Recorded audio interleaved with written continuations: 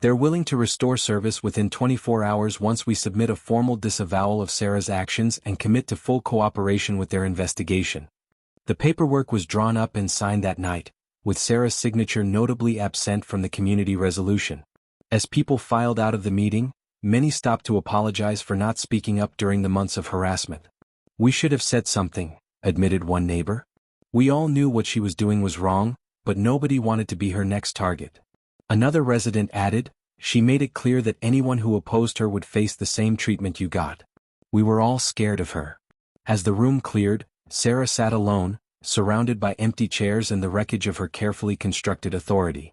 She looked up at me with an expression of pure hatred and hissed, "This isn't over, Mason. I'll sue you, I'll sue the community, I'll sue everyone involved in this witch hunt." But her threats sounded hollow and desperate, the ranting of someone who had just discovered that their victims could fight back effectively. "Good luck with that," I replied calmly. "Everything I did was legal and documented. Can you say the same?" The next morning I woke up to the sound of water flowing through pipes again. True to their word, the city had restored service to Riverside Heights after receiving our formal disavowal of Sarah's fraudulent actions and our commitment to cooperate fully with their investigation. I stood in my kitchen, listening to the familiar sound of running water and feeling a deep satisfaction that had nothing to do with revenge and everything to do with justice finally being served. The community had learned an important lesson about the dangers of unchecked authority, and Sarah was about to learn that actions have consequences. Within a week, the legal ramifications began piling up. The county health department launched an investigation into the false contamination report, which could result in criminal charges for filing fraudulent government documents. The city water department was pursuing civil penalties for contract violations and the costs associated with the emergency service suspension. Most importantly for the community, Sarah was required to pay $15,000 in compensation for my destroyed well, plus additional funds to cover the community's legal fees and administrative costs related to the water shutdown. But the financial penalties were nothing compared to the social consequences. Riverside Heights had a 30-day notice requirement for major changes in residence, and Sarah was essentially forced to put her house on the market immediately. Word of her deception had spread throughout the community and beyond, making it impossible for her to maintain any credibility or authority. The neighbors who had once smiled politely at her morning walks now turned away or openly glared when she appeared. The charity organizations she had once dominated wanted nothing to do with someone who had been exposed as a fraud and a bully. I used the compensation money wisely, hiring a professional drilling company to create a new well that was even better than my original design. This one went down 30 feet, had an expanded 5-layer filtration system, and included a backup solar array that could power multiple households if needed. But instead of keeping this resource to myself, I designed the system with multiple access points that allowed my immediate neighbors to connect their own lines for emergency water or simply because they preferred the cleaner, better-tasting well water to the municipal supply. Mrs. Peterson was the first to take advantage of the shared water system, and soon 2 other families had connected as well. What had started as Sarah's attempt to force conformity and eliminate my independence had actually created a small network of neighbors who were now more self-sufficient and connected than ever before. Children played around the new well area, which I had landscaped with native Colorado plants and comfortable seating. The space became an informal community gathering spot, the exact opposite of the sterile uniformity that Sarah had tried to enforce.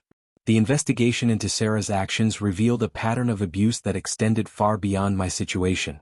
Other residents came forward with stories of selective enforcement, retroactive rule changes, and intimidation tactics that had made their lives miserable. The county attorney's office was building a case that could result in serious criminal charges, including fraud, harassment, and abuse of authority. Sarah's attempts to hire high-powered legal representation were complicated by the fact that her ex-husband's law firm wanted nothing to do with her case, and other attorneys were reluctant to defend someone with such clear video evidence against them. 6 months later, I was working in my home office when I received an email that made me smile.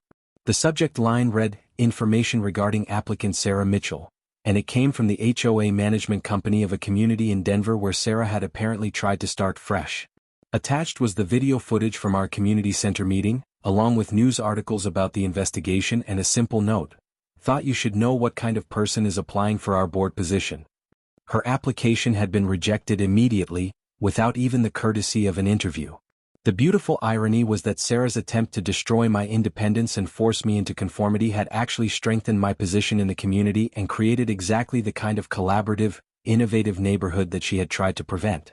The shared well system had inspired other residents to explore solar panels, community gardens, and other sustainable living initiatives. We had accidentally created the kind of forward-thinking, environmentally conscious community that attracted exactly the type of residents who valued innovation over conformity. On a warm evening in late summer, I was sitting by the new well with Mrs. Peterson and a few other neighbors, watching children play in the gathering dusk while we discussed plans for a community greenhouse project. The LED lights in the well created their familiar underwater glow, and you could hear the quiet hum of the solar-powered filtration system doing its work. "You know," Mrs. Peterson said, "Sarah thought she was protecting property values by keeping everything the same, but this community is worth more now than it ever was when she was in charge." She was right. The innovative water system, the collaborative spirit, and the reputation for standing up to bullies had made Riverside Heights an attractive destination for exactly the kind of neighbors you actually want to live around. Property values had increased, but more importantly, the quality of life had improved dramatically. People felt free to pursue their own projects and improvements without fear of arbitrary punishment or selective enforcement of rules designed to maintain someone else's vision of perfection. As I sat there that evening, listening to the quiet sounds of a healthy community and watching the last traces of sunlight reflect off clean water flowing from deep underground, I realized that Sarah had actually done me a favor. Her attacks had forced me to become more engaged with my neighbors, more creative in my solutions, and more committed to the principles of fairness and innovation that make communities thrive. Sometimes the best response to people who try to tear you down is simply to build something better than what they tried to destroy.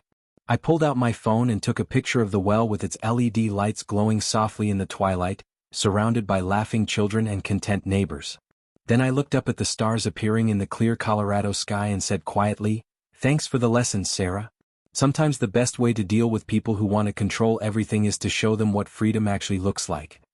If you enjoyed this story of sweet justice and community triumph, you're going to love what's coming next on AS Stories.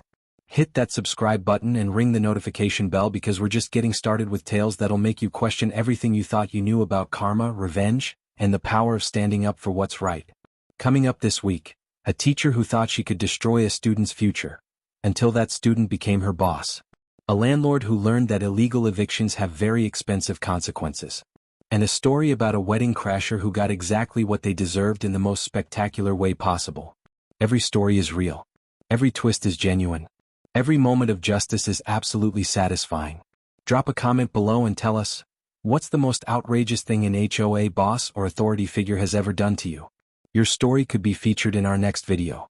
Don't forget to like this video if you're Team Mason, and share it with anyone who's ever had to deal with a power-hungry neighbor, because sometimes the best revenge is showing people that bullies don't always win. As stories, where reality feels like fiction, and justice always finds a way. Subscribe now because trust me, you don't want to miss what happens next.